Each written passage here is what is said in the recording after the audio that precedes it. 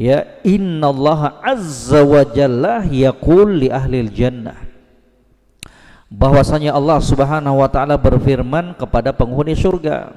Di dalam hadis ini kita menetapkan bahwasanya Allah Subhanahu wa taala itu yatakallam, Allah Rabbul Alamin itu berbicara. Ya, ada informasi kalamullah ma'a ahlil jannah, Allah Subhanahu wa taala itu berbicara dengan penghuni surga. Ya, maka itu harus diyakini. Loh, kok bisa Allah berbicara? Ya, berbicara kita tetapkan Allah sendiri melalui junjungan kita Nabi Muhammad sallallahu alaihi wasallam yang menginformasikan bahwasanya Allah itu berfirman, berbicara. Maka kita tetapkan tentang bagaimananya, ya kita serahkan dengan kemuliaan dan sesuai dengan kebesaran Allah Rabbul Alamin. Allah berbicara, ya tidak sesuai dan tidak seperti dengan berbicaranya makhluk. Allah berbicara, kita tetapkan bahwasanya Allah Subhanahu wa taala berbicara sesuai dengan kebesaran dan kemuliaan Allah Subhanahu wa taala. Kemudian fayaqul, kembali Allah Subhanahu wa taala berbicara lagi kepada penduduk surga tersebut, ana u'tikum afdala min dzalik, dengan segala kenikmatan yang kalian rasakan di surga tersebut, aku akan berikan yang lebih bagus dari semua itu. Bayangkan, di dalam hadits qudsi disebutkan apa? A'dadtu li'ibadiyas solihin ma la ainun ra'at wala udhunun sami'at wala khatara ala qalbi basharin.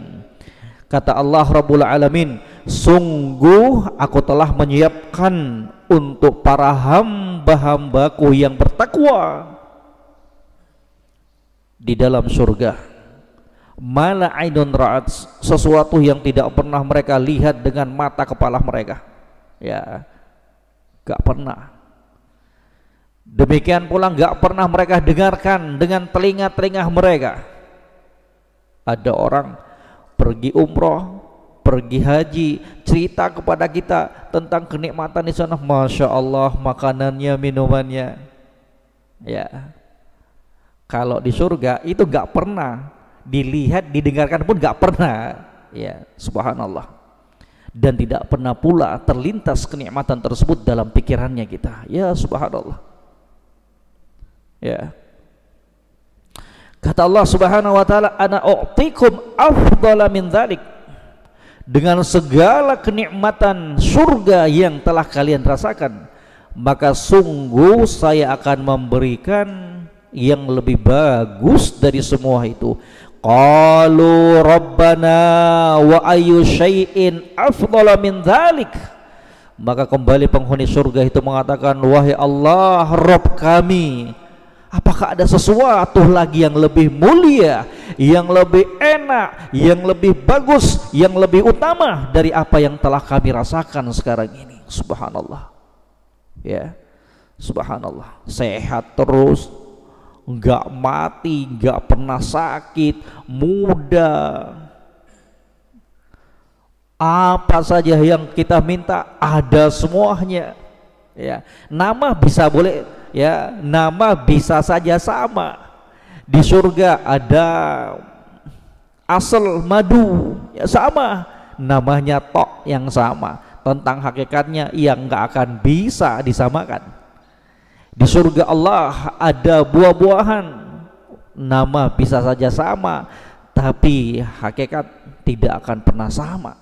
Ya, karena kita yakini tadi mala ainun ra'at, sesuatu yang tidak pernah mereka lihat dalam kehidupan dunia mereka, nggak pernah lihat, nggak pernah didengarkan, nggak pernah terlintas dalam benaknya kita. Ya, wa ayyu syai'in afdala min dzalik, apa sih wahai Allah sesuatu yang lebih bagus dari semua kenikmatan yang telah kami rasakan ini? Qala uhillu alaikum ridwani, di hari ini aku telah halalkan keridhaanku kepada kalian. Subhanallah.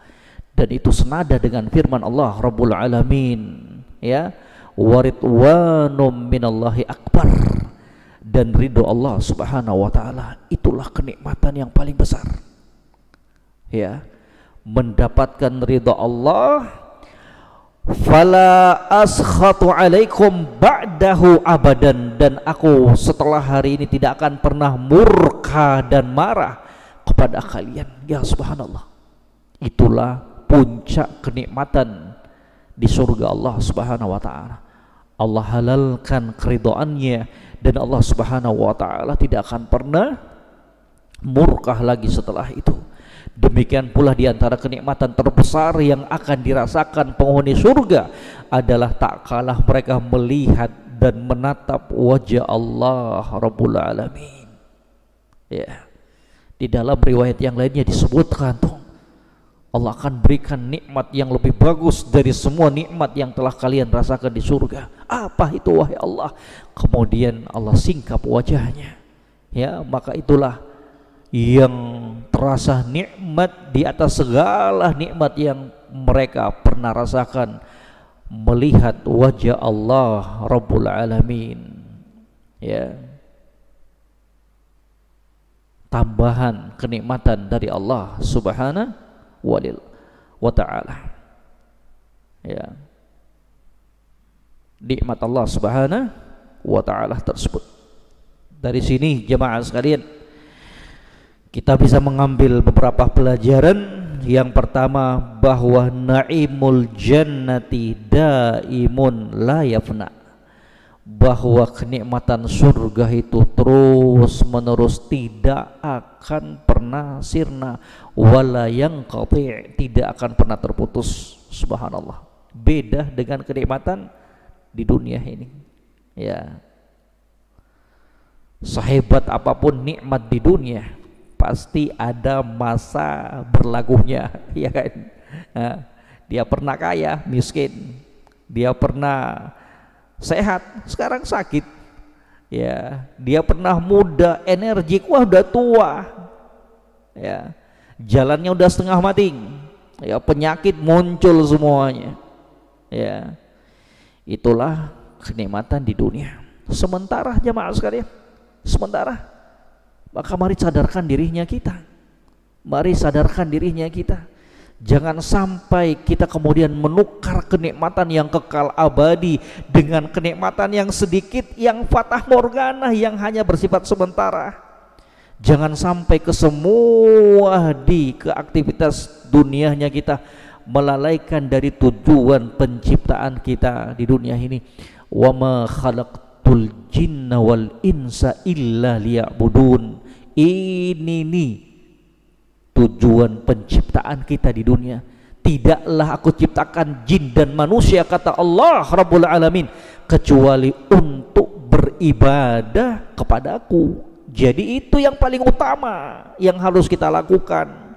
Itu yang harus kita nomor satukan dalam kehidupannya kita. Menjadikan target utama kita dalam kehidupan dunia ini adalah beribadah, dan terus beribadah kepada Rabb-nya kita, Allah Subhanahu wa ta'ala. Ya, sekali lagi, pekerjaan kita, perdagangan kita, bisnis kita, urusan kantor kita, perniagaan kita, sawah ladangnya kita, jangan sampai kesemua itu melalaikan kita dari beribadah kepada Rabb-nya kita, Allah Subhanahu wa ta'ala.